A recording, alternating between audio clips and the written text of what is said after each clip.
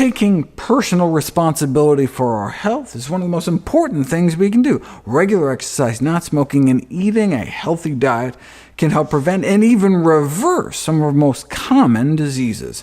And most people know this, so why don't they eat healthier? Watch the video to find out.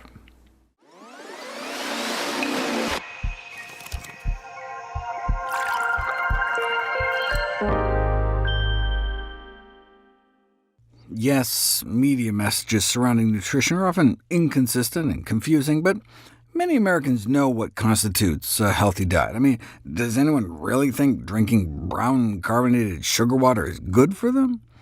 At issue is that they don't appear to be translating their knowledge into action. There are a number of reasons people have such difficulty changing their dietary behaviors. While ignorance and confusion may play a part, the motivation to change is likely much more important. Certainly we are living in a world that pushes us to eat whatever we want, regardless of the long-term consequences, but one of the major problems in getting people to change their behavior is the need to get them to recognize the need to change. For example, if you ask people how much meat they eat, or how much greasy food, eggs, sweets, alcohol, butter, they claim to be eating less than the average person. So if people think they're at less risk than others, they may dismiss advice to eat more healthfully, thinking that they already eat healthier. Maybe they are? No. People rated their own eating behavior as healthier on average, even when their actual eating habits were terrible. For this reason, maybe health-promoting campaigns need to make people aware of how badly they're eating. But when you do that, a strange thing happens. If you challenge people with the reality of what the average person actually eats, they change their answer to make themselves appear as though they're still healthier than average. When people's favorable comparisons on risky behaviors are threatened, they not only reduce their estimates of how often they engage in those behaviors— oh, I don't eat that much meat— but they also attenuate the significance of those behaviors. Meat's not that bad for you anyway. It's the same personal fable that smokers tell themselves.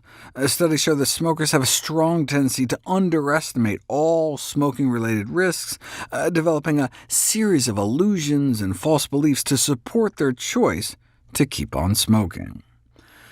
Why do so many people continue to light up in spite of smoking's harmful effects to their health? For many of the same reasons people continue to eat unhealthy food. First, they convince themselves that they are less at risk than others who engage in the same behavior. And in addition to this optimism bias, smokers underestimate the extent to which smoking elevates lung cancer risk, thinking 2-pack-a-day smokers only have like 5 times the risk of getting lung cancer, when their actual risk is 20-fold higher. And anyway, many smokers believe lung cancer is mainly determined by one's genes. Many food-related hazards share the same optimistic bias, such as heart attacks and heart disease, our number one killer, obesity, diabetes, and all the rest. People are often quite ingenious in finding reasons for believing that their own risk is less than the risk faced by their peers. So maybe public health advocates need to be just as ingenious in understanding the origins of this unrealistic optimism, and in finding approaches to help people gain a more accurate picture of their own vulnerability.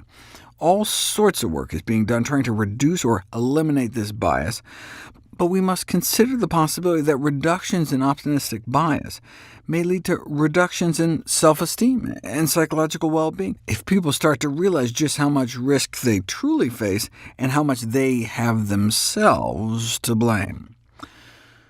This reminds me of the tightrope wire health professionals have to walk, telling people how much power we all have over getting cancer. This is the off-sided paper that calculated that we may be able to prevent approximately 90% of human cancers, but by present trends, the researcher was talking about present trends of the 1960s when the paper was published. They remain true to this day, though, about a half-century later. Genetic factors are not the major causes of chronic diseases. Using identical twins to see how much was really just in your genes, of all the chronic diseases they looked at, cancers had the lowest genetic component. Again, only about 10% attributable to bad genes. What runs in families is bad habits. But when you go out there and tell everyone the good news about how much power we have over not getting cancer, what about the people who already have it? When people are diagnosed with cancer, they often ask, why me? Did I do something wrong? Is this my fault? So you can imagine how the message of, well, yeah, kinda, could be destructive for patients or survivors. In other words, a message that is intended to empower people in a prevention context could just make cancer victims feel guilty.